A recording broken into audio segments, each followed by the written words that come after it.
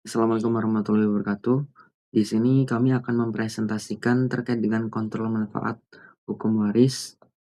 Yang pertama, anggota kami adalah Rafka Raditya Kurniawan dengan NIM belakang 024. Yang kedua, Muhammad Iqbal Adnan dengan NIM belakang 052. Dan yang ketiga, Surya Palwa Anjani dengan NIM belakang 262.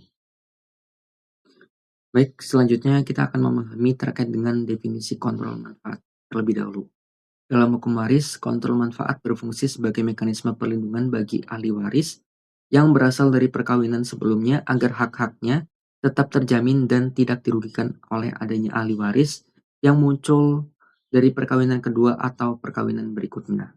Oleh karena itu, pembatasan manfaat tersebut diterapkan terhadap ayah atau ibu tiri yang menikah kembali guna menjaga keseimbangan dan keadilan dalam pembagian harta warisan. Terkait dengan kontrol manfaat itu sendiri yang membahas terkait dengan ahli waris, akan tetapi pertanyaannya adalah bagaimana kemudian ketika ahli waris tersebut itu tidak ada, yang dimana terhadap anak, suatu perkawinan dikategorikan sebagai perkawinan kedua atau perkawinan berikutnya apabila dari perkawinan sebelumnya telah lahir anak yang memiliki kedudukan sebagai ahli waris. Dalam kondisi demikian, diperlukan adanya kontrol manfaat untuk menjamin pembagian harta warisan yang adil antara ahli waris dan perkawinan terdahulu dan ahli waris berasal dari perkawinan yang sedang berlangsung. Pengaturan ini menjadi penting karena sengketa waris sering muncul akibat adanya perbedaan kepentingan dalam pembagian harta peninggalan antara anak-anak dari perkawinan sebelumnya dan keluarga dari perkawinan berikutnya. Yang dimana ini memiliki dasar hukum yang jelas dalam pasal 181 KUH Perdata dan pasal 5852A KUH Perdata. Baik, selanjutnya adalah contoh kasus untuk menjelaskan terkait dengan kontrol manfaat itu sendiri. Yang dimana Vira adalah seorang pengacara perempuan yang meninggal karena kecelakaan mobil. Vira pernah menikah pertama dengan Irfan dan dikaruniai seorang anak laki-laki bernama Raka. Pernikahan pertama berakhir karena perceraian. Kemudian Vira menikah kedua dengan Dimas. Sebelum menikah dengan Dimas, Vira dan Dimas membuat perjanjian kawin pisah harta, sehingga harta masing-masing tetap terpisah selama perkawinan. Dari pernikahan dengan Dimas, Vira melahirkan seorang anak perempuan bernama Lala dan seorang anak laki-laki bernama Tito. Dimas sendiri dari pernikahan sebelumnya membawa seorang anak tiri bernama Sari yang merupakan anak kandung Dimas dari pernikahan pertama tetapi bukan anak kandung Vira saat meninggal. Harta pribadi Vira adalah 300 juta, tidak bercampur dengan harta Dimas. Vira memiliki hutang pribadi sebesar 30 juta. Selain itu, Vira dalam wasiatnya menyebutkan bahwa ia ingin memberikan 20 juta kepada panti asuhan. Baik, perkenalkan saya Surya Palwanzani dengan tiga NIM belakang 262. Sini saya akan menjelaskan susunan keluarga dari almarhum Vira. Di sini Vira melakukan pernikahan sebanyak 2 kali, yang mana pernikahan pertama berakhir dengan perpisahan yang menghasilkan seorang anak kandung laki-laki bernama Raka. Lalu untuk pernikahan kedua bersama dengan Dimas, yang mana di pernikahan kali ini Vira memberikan perjanjian kawin pisah harta. Di pernikahan kedua ini, Vira dan Dimas dikaruniai 2 orang anak yang bernama Lala dan Tito. Namun ada Sari yang merupakan anak yang berasal dari pernikahan Dimas sebelumnya dengan mantan istrinya.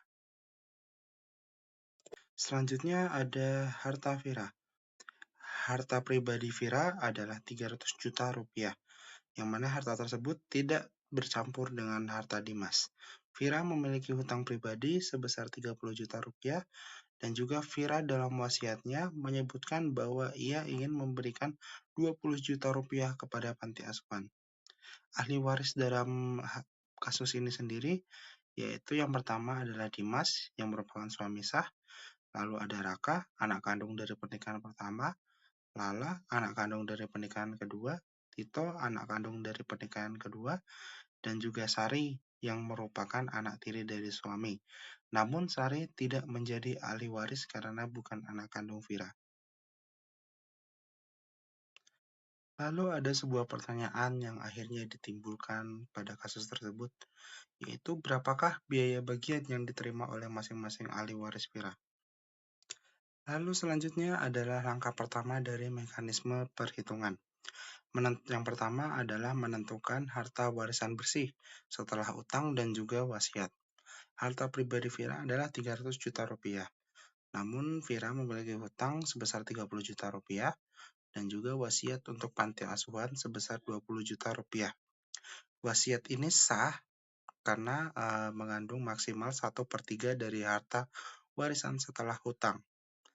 Lalu harta warisan kotor yaitu 300 juta yang merupakan harta bersih dari Vira setelah dikurangi utang yang berjumlah 30 juta menjadi dengan total 270 juta.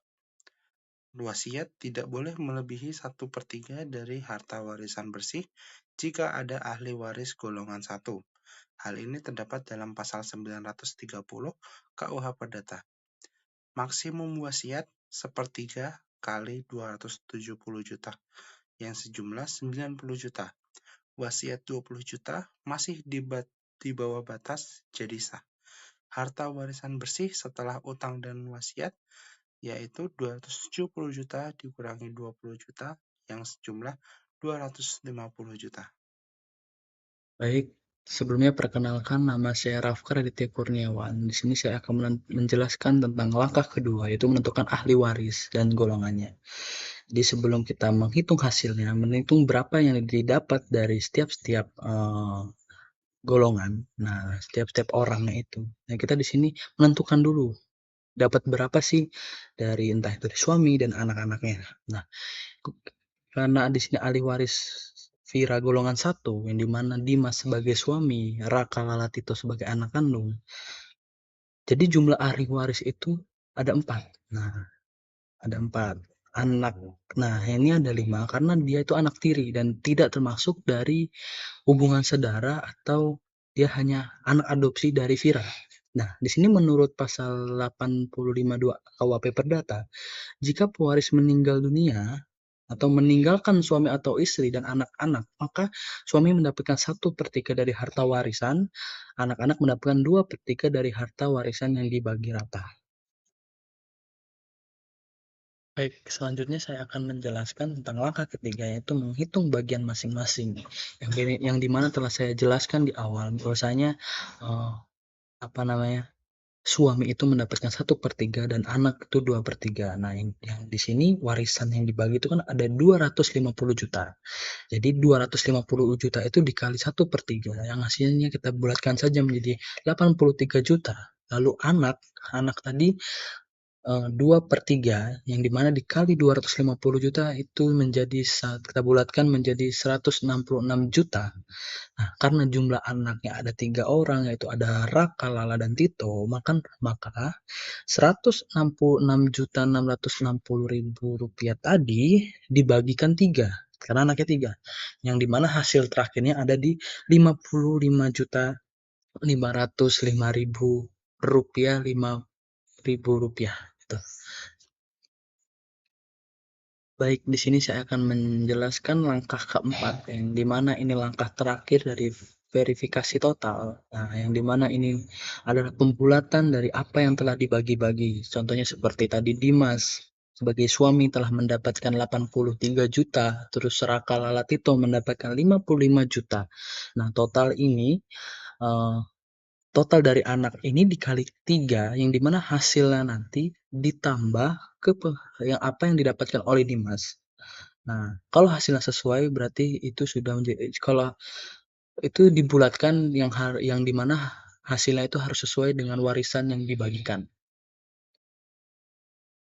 Selanjutnya kesimpulan, yaitu yang pertama, harta waris bersih Vira sebesar 250 juta.